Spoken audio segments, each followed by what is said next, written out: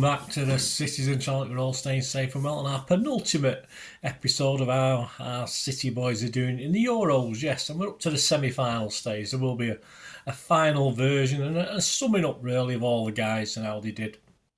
But we got 4 who made it to the final, haven't we? So we did lose another one at the semi-final stage. So we'll have a look at how they did and what the media are thinking, etc., etc., what I thought of their performances.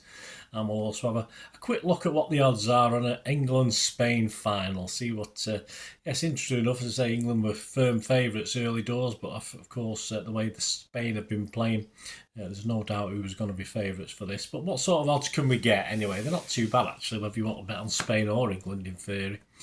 Before we take a look, just a quick shout out to friends of the channel who sell rare posters from the 1990s and 2000s, rare movie posters that is, and movies on DVD on their eBay shop.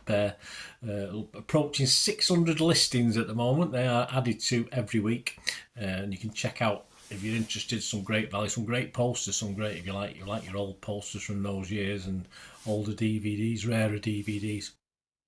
You can simply find them by typing in on the advanced search button PYAT6505, PYAT6505, or just simply follow the link in the description, guys. And any problems, just give us a shout. But that'll take you straight to their shop, PYAT6505, friends of the channel. So give them your support. And when you place your order, if you just message them that you got their notification or that knew about them through this channel or one of my socials, it will give you immediately a 10% refund. So there you go. Fill your boots, guys.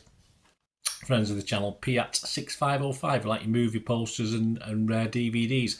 Right, let's get back to the football. On the 9th of July, it ended Spain 2, France 1. Yes, I did have France in the sweep at work, but I don't mind as long as Rodgers does okay. And Rodgers Spain deservedly through after this, coming from behind to beat, let's face it, a pretty dour France, wasn't it? It only showed glimpses of what they could do in this Euros. Rodgers certainly not as obvious as perhaps in some other games, but we are familiar with that with Rodgers, aren't we? He just keeps things ticking along sometimes with no real fuss. What do the people think of him though? Sky.com rated him an 8. They liked his performance. He said he used his class, the heartbeat in a team full of dazzling talent. We've got no chance, England, have we? He's the cement that knits it all together for this impressive Spanish side, who are now one game away from glory. Yes, got to play us next, haven't they? Give me sport, give Rodri just a 7 out of 10. If you can count on somebody to be consistent on the big stage, Rodri is the man, they said. We've seen that time and time again for City, and the midfielder kept the play ticking even when Spain were behind, offering composure, time and calmness, which gave them the platform to win. Yes, and so say all of us. We just know what Rodri's going to do, don't we? And we'll give the final word to goal.com. Not usually the most generous, certainly on the England players, but not too bad with this one. They gave him a 7 out of 10 as well. They said, initially looked to be second best in the midfield battle with Kante. Well, always got to be critical somewhere on the line, haven't they? But he and his teammates gained the upper hand in the centre of the park as the match wore on. The Manchester City star did not stamp his authority on this match as he has in previous ones. So, yeah, I slightly agree. He was a bit more, as I said, a bit more Rodri yesterday. Just gets about his business without too much fuss. And that brings us to the second semi-final on the 10th of July, of course. I'm sure you all watched that one. A late night for me and an early morning, so I've got about 3 hours kip after this. England 2, the Netherlands 1. Yeah, a really bright England display, even though, although we were lucky to go in at half-time 1-1 because of a very dubious penalty. I don't know, I wasn't very happy. If it had been against us, I wouldn't have been very happy. Not a lot in that penalty. A defender's got a challenge for the ball, hasn't he, surely? But anyway, it was a brighter overall display, and a brighter overall display, certainly from Foden as well. I thought he was on fire. Unfortunately, he couldn't keep it up for the second half, as many of the England players couldn't. I think Ronald Koeman tweaked his tactics a little bit and stymied what Southgate was doing. It's a shame Southgate couldn't respond, but it worked in the end, didn't it? Because I thought the Dutch were slightly better in the second half than England. And of course, that great Watkins goal late on takes our 3 boys through to the final. I say Foden was outstanding in the first half. I thought Walker looked a little better than, a little bit more consistent in his play. And I thought Stones was quite dominant, although he's not. We'll get to the reviews of goal.com in a minute, and they don't quite agree with me. But I thought he had a cracking game, Stones. He seemed to be heading out everything that went into the box, etc., etc. But yeah, and as for poor old Aki, yeah, I thought another good game for Aki. I don't think. All right, there's 2 goals. I don't particularly think he was at fault for either of the goals. Some of the other Dutch players had shown the determination Aki had in that game last night. He might have done a bit better. I just thought we'll talk about his tournament and how he did in the final briefing of this for the next episode or the last feature in this. Let's have a look at what they got scored anyway. Goal.com, on to the England players.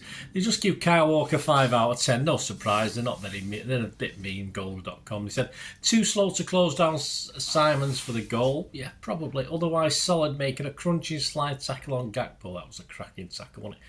Yeah, I'm not going to go too down on him for the goal. It was just a brilliant goal, wasn't it? I put a bit of blame on Pickford as well. He couldn't get off the ground, could he? There's no sort of power in his leap. But anyway, it was a cracking goal. John Stones, you only give 5 out of 10 as well. There you go. Comfortable without making his presence felt too much. I just thought he had one of his better games, John Stones. A bit more lively, this one. And he gave Phil Foden, though, an 8 out of 10, so credit to him. He said, much more like his form for City, twisting and turning his way through the Dutch. Hit the post, was denied by Verbruggen, and had a shot cleared off the line. Yeah, they didn't mention his a quieter second-half performance. Of course, he was taken off, wasn't he?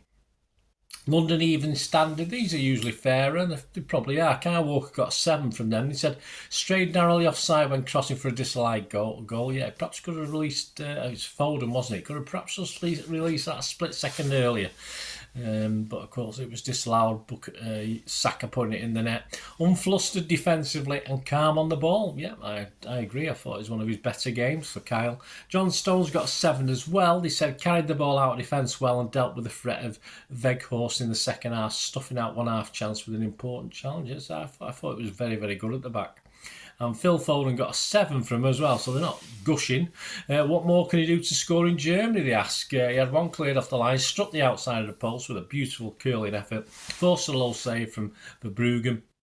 Enjoyed the extra freedom of playing against a back 4 in the first half, but ineffective after the interval. Yes, as I say, Koeman changed his tactics and we didn't quite know how to cope then, did we? And on to Nathan Aki. The Independent said of Nathan Aki, they give him a 6. He said, seemed a little anxious at first. I don't know, I don't particularly think so. Anyway, but they said he settled down as the game progressed. I just thought overall he had a steady, good game again. The Guardian said about Nathan Aki, given plenty to do by Saka and Walker before the interval, got a grip with occasional foray upfield and give him a 7 out of 10. Yeah, I thought, even though Saka had a reasonable game, I thought Aki's did very well as well, so that says a lot, really, doesn't it? And Football Orange, the Netherlands football site, only give him a 6.5 out of 10, which isn't bad, but I find these to be a bit critical as well. But they said did well at times up against Saka, but was again predictable in possession. Well, we don't.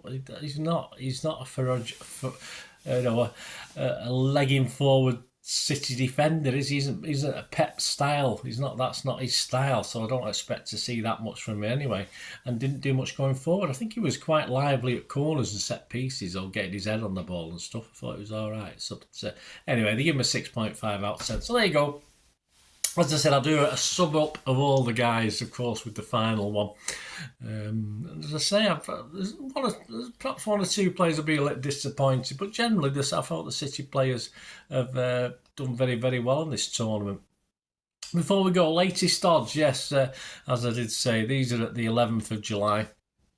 After the semi-finals. Yes, and Spain are odds-on favourites, but not too odds-on. They're 8 to 11, so still a backable price if you fancy it. Spain 8 to 11. And England you can get odds against. So, if you've got a lot of confidence in our boys, and 3 of our boys against, the one legend that is Ballon d'Or winner surely at some stage, but probably not. Rodri, 23 to 20 for England, so odds again. So there you go, guys. Join me next time for this roundup of the final, of course, and see how our 4 guys do. I think they'll all start the game. I don't see any reason why not, in fairness. I think Southgate's got his 11 now. He's interested. I don't think Watkins will start. Well, that'll be a nice thing, because I think Kane's, apart from the penalty, has been a bit of a letdown, but I wouldn't mind Watkins starting. But I think Gareth will go tried and trusted for this final, of course, reward his players as well. So we'll have a look at that anyway and how they get on. And now Rodgers copes with that terrifying England midfield. Probably not. We'll see how he goes up against Phil anyway. That'll be interesting, won't it? And we'll have a final conclusion of our boys and how they've done in the tournament. So that'll be out on Monday sometime, guys. So tune in for that. Please, if you are new to the channel and you've not yet subscribed, if you can subscribe, that'd be absolutely fantastic. There are memberships are now open as well for the channel for the YouTube, my YouTube channel, and that entitles you to watch everything we've done, basically. So all my history vlogs that are stored at the moment, and we're talking some that have been done for months, but I've not had time to publish them. You'll have access to all those as well. So if you want to become a member and get access to all the stuff, and I can give you a full listing of everything I've got, just 99p a month. It's nothing, but it helps me out, and of course gives you that wonderful access to stuff that isn't available, and you get access as the season progresses to stuff quicker, a few days earlier, if not months. As I said, sometimes stuff goes back a year that I've got stored up in my history vlog. So memberships are now open, guys, and if you're interested in supporting or sponsoring the channel in any other way, just message me through YouTube. It'd be great to hear from you. We can have a chat what we can do for each other, or you can get hold of me on my socials, of course, where I post loads of films on City, and of course I do stuff on film and TV as well. So if that's of interest to you on YouTube as well, have a look at that. Or if you know someone who is interested in film and TV, give them a poke in my direction. And you can follow me on X and TikTok at the same address at Burn_Deneen. I'm on Facebook at Burn_Deneen, or just drop us an email, guys, and we can have a chat. But more importantly, let me know what you thought of our England boys in the semi-finals and what you expect from the final. It'd be great to hear from you. Until we meet again, I only ask one thing, don't I? Please stay safe, Blues, and everyone else. Come on, you City boys. You can't all win, though, can you? Someone's got to lose. See you later, guys. Bye-bye.